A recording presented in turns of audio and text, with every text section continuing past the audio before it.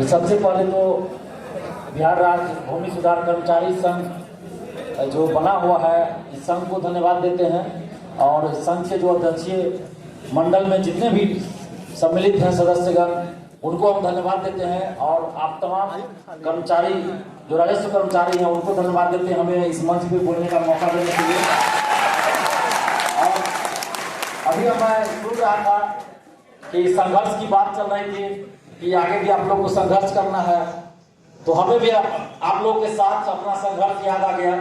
और यहाँ बहुत हमसे सीनियर लोग बैठे हुए हैं, तो 2 मिनट में मैं इस बहाली के संघर्ष के बारे में बताना चाहूंगा।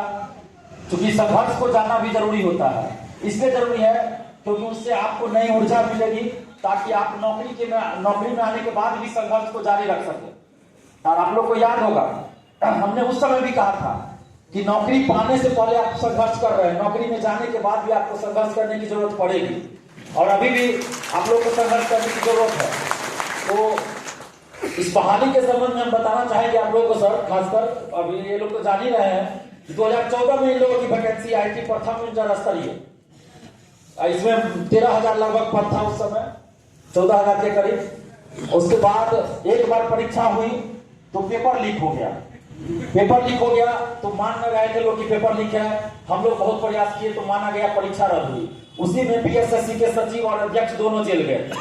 उसके बाद जब पुनर्परीक्षा नहीं हो रही थी, उसके लिए हम लोग लगातार आवाज उठाए तो पुनर्परीक्षा हुई। और उसके बाद उसका रिजल्ट नहीं आ रहा था, आप लोग को भी याद होगा, रिजल्ट ही नहीं दिया जा रहा था। बिहार के कुछ नेता लोग भी गए, धरना दिए, फिर भी रिजल्ट नहीं आ रहा था। उस समय हम लोग का आंदोलन चल रहा था, दरोगा बहाली का पेपर लीक हुआ था, 17 से 17 दरोगा बहाली का। और उसी समय बहुत सारे आप लोगों में से लोग हमको फोन कर रहे थे, मिल रहे थे। तो उस समय एक चर्चा ये भी चल रही थी कि इस बहाली को रद्द कर दिया जाए, इस बहाली को रद्द कर दिया जाए, क्योंकि 14 की वैकेंसी थी और ये 2020 की मैं बात कर रहा हूँ, जनवरी 2020। उस समय ये चर्चा चली आ रही थी कि बहाली को रद्द कर दिया जाए और फिर से बहाली निकाला जाए। उसके पीछे 2 रीजन था। एक रीजन तो यह था कि ये बहाली जब आई थी उस समय मुख्यमंत्री कोई और थे, उस समय महिला आरक्षण लागू नहीं था। और 2020 में महिला आरक्षण लागू हो जाता तो उससे वोट बैंक भी प्रभावित होता, आप लोगों को भी पता है। तो इसके चलते मेरे अंदर एक अजीब सा गुस्सा आ गया कि 2000 हमने भी ये फॉर्म भरा था, इस बहाली के लिए हमने भी फॉर्म भरा था। तो गुस्सा इसलिए आ गया कि 2014 की वैकेंसी और 2020 में दोबारा परीक्षा लेने के बाद आप कह रहे हैं कि 2 साल से रिजल्ट का इंतजार करें, आप कह रहे परीक्षा रद्द कर दी जाए। और उसी गुस्से में कुछ अभ्यर्थी आके मिले हमसे कि आप खाली दरोगा बहाली के लिए आंदोलन करते हैं, दरोगा के लिए आंदोलन करते हैं, बीएसएससी के लिए नहीं कर रहे हैं। आप दरोगा के लिए फॉर्म भर रहे हैं तो आंदोलन कर रहे हैं, बीएसएससी वाला के लिए नहीं कर रहे हैं। तो हमको तो हंसी आया पहले कि उनको पता नहीं था कि मैं भी बीएसएससी का अभ्यर्थी हूँ। तो मैंने कहा कि मैंने भी बीएसएससी का फॉर्म भरा है, मैं खुद परीक्षार्थी हूँ, लेकिन क्या आप लोग एकजुट होकर आंदोलन करेंगे? तो सबने कहा कि ठीक है, आप नेतृत्व कीजिए, हम आंदोलन करेंगे। आपको याद होगा 17 जनवरी का डेट निर्धारित हुआ और आज जो ठंड है उस ठंड के आगे आज कोई ठंड नहीं है। बहुत भयंकर ठंड थी। 17 जनवरी 2020 को हम लोग बीएसएससी ऑफिस गए और बीएसएससी ऑफिस के अंदर बैठ गए थे और रात तक नहीं उठे। उस समय सचिव अध्यक्ष थे, रविंद्र कुमार जी अध्यक्ष थे। पहली बार उनसे सामना हुआ, लग रहे थे कि उनका चेहरा अंग्रेज की तरह लग रहा था, लेकिन ईमानदार व्यक्ति है। तो पहली बार सामना हुआ उनसे मेरा। उससे पहले बहुत बार प्रयास किए कि बीएसएससी के अध्यक्ष से मिले और रिजल्ट प्रकाशित करवाए, लेकिन नहीं मिलते थे कोई। और उस आंदोलन के दरमियान हमारे ऊपर बहुत दबाव डाला गया कि आप आंदोलन स्थगित कीजिए, यहाँ से लेके जाइए सबको, हम रिजल्ट दे देंगे 1 महीना 2 महीना में, आप लेके जाइए, नहीं तो आपके ऊपर एफआईआर हो जाएगा, जेल चले जाइएगा। तो हमने सीधा ठान लिया था उस दिन कि जो करना है कर लीजिए, आज तो रिजल्ट लेकर ही जाएंगे, रिजल्ट लेकर जाएंगे।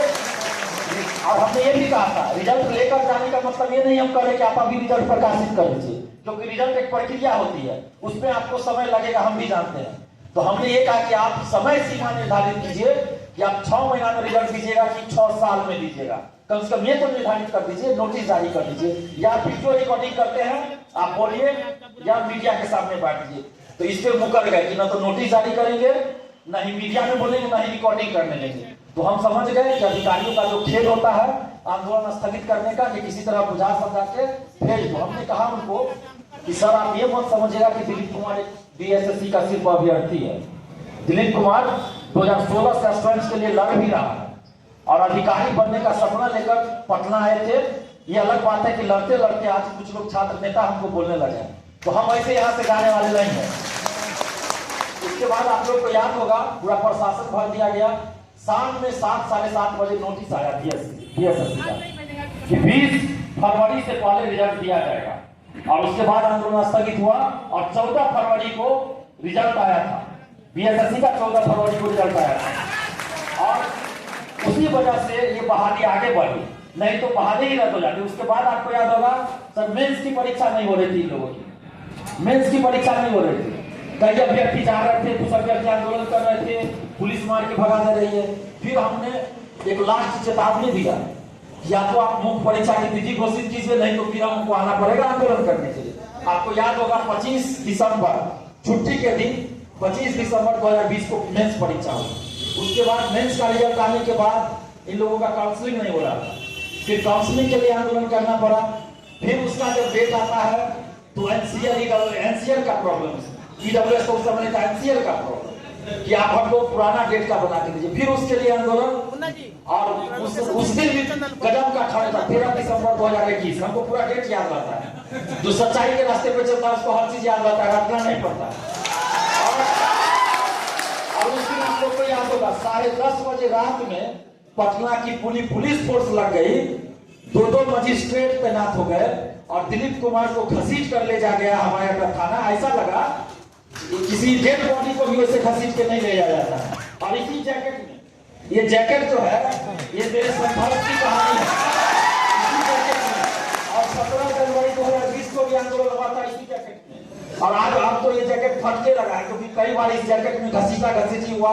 ये 6 दिसंबर को बीपीएससी के आंदोलन से उसमें भी इसी जैकेट में घसीटा गया, मारा गया, जेल भेज दिया गया। तो इस सब चीज से हम नहीं करते हैं, लेकिन खुशी हुई इस बात की कि आप लोग का जो वैकेंसी थी रद्द नहीं हुई और फाइनल रिजल्ट नहीं आ रहा था।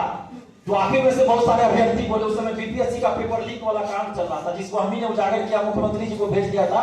क्वेश्चन ही हमने सीएम साहब को भेज दिया। पहले क्या होता था, मानते ही नहीं थे कि पेपर लीक हुआ। हम लोग चिल्ला रहे हैं, रोड पे मार खा रहे हैं, तो पेपर लीक नहीं हुआ। एक शब्द आता था नेता बनने के लिए, दिलीप कुमार ये सब करता है नेता बनने के लिए। तो हमने कई बार कहा कि अगर कोई आदमी नेता बनने के लिए अभ्यर्थियों के लिए लड़ रहा है तो ऐसा नेता तो हर किसी को बनना चाहिए। अपराधी, बिल्डर, रेपिस्ट आके विधायक बनता है, सांसद बनता है। अगर कोई नौकरी वैकेंसी निकालने के लिए लड़ रहा है, कोई अगर एग्जाम सही से कंडक्ट कराने के लिए लड़ रहा है, पेपर लीक के खिलाफ लड़ रहा है, जल्दी ज्वाइनिंग करवाने के लिए लड़ रहा है, अगर वो नेता बनने के लिए ऐसा कर रहा है तो ऐसा तो हर किसी को करना चाहिए। और उसके बाद देखिए जब रिजल्ट आपका फाइनल रिजल्ट नहीं आ रहा था, उस समय भी हमने 28 जून 2022 को आंदोलन की घोषणा किया था और 26 तारीख की रात में यानी 27 के सुबह में आपका रिजल्ट आया था। तो ये बहाली ही संघर्ष की एक गाथा है और हमें खुशी हुई कि कम से कम आप लोग को नौकरी मिली। और आज बिहार के हर ब्लॉक में, अंचल में आप लोग गए हैं, समाहरणालय में और भी जो संपर्क में गए हैं। आप लोग तो राजस्व कर्मचारी हैं यहाँ, मान लीजिए, और भी इसमें थे लोग, तो हर समाहरणालय में गए हैं। और उससे भी ज्यादा खुशी होती है कि कुछ लोग मुझे ऐसे भी मिले, जब ब्लॉक में हम जाते हैं, अंचल में जाते हैं, तो कुछ राजस्व कर्मचारी ऐसे मिले जो चेहरा देख के पहचान जाते हैं और पहला लाइन यही बोलते हैं कि हम लोगों को नौकरी संघर्ष से मिली है भैया, तो हम लोग बेईमानी नहीं करेंगे, जनता का जो भी काम होता है ईमानदारी से करते हैं। उस समय हमको लगता है कि हमने सही चीज के लिए लड़ाई लड़ा, सही चीज के लिए लड़ाई लड़ा, क्योंकि आप संघर्ष करके गए हैं तो आप ईमानदारी से काम कीजिए और आपको डरने की जरूरत नहीं है। ये लोकतांत्रिक राज्य है, सही से काम कीजिएगा। आपके प्रेशर बहुत आएगा, इस पे भी हम आएंगे। अभी हमको बहुत जगह से फोन आ रहा है कि राजस्व कर्मचारी पे अभी बहुत ज्यादा प्रेशर है, भू माफिया का जो जमीन सर्वे शुरू हुआ है तो बहुत ज्यादा आप पे प्रेशर है। सीओ साहब हो, टीएम साहब हो, सब आप पे प्रेशर देते हैं। कुछ होता है तो राजस्व कर्मचारी को बर्खास्त कर दो। तो सीओ साहब है या टीएम साहब कहीं के हैं, उनको भी समझना चाहिए कि आप कम से कम एक कारण बताओ, नोटिस जारी करना चाहिए, आपको एक जवाब मांगा जाना चाहिए। अगर कुछ गड़बड़ी आपको लगता है हुआ या कुछ कारण है तो अपने हर किसी को मौका दिया जाता है कि आप उसका पक्ष जानिए। लेकिन बहुत जगह ऐसा हुआ कि बगैर पक्ष जाने कार्रवाई होती है, तो ये गलत है। सीओ साहब को भी सोचना चाहिए, टीएम साहब को भी सोचना चाहिए। और आपके अंचल में जितने भी अभी नए सीओ गए होंगे पिछले 4-5 साल में, वो भी मेरा नाम अच्छे से जानते हैं और उनके लिए भी हम लड़े हैं। 64वीं बीपीएससी का लड़े हैं, 56 से 59वीं बीपीएससी लड़े हैं, 67वीं बीपीएससी लड़े हैं।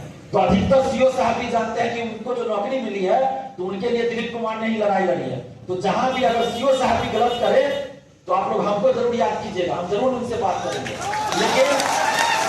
लेकिन शर्त यही है कि आप लोग अपने तरफ से कोई गलती नहीं कीजिएगा, एकदम ईमानदारी से कानूनन जो होता है काम कीजिए, हम आपके साथ हैं। और आपका जो डिमांड है कि आपका जो पोस्टिंग है, अब तो पोस्टिंग हो चुका है, मान लीजिए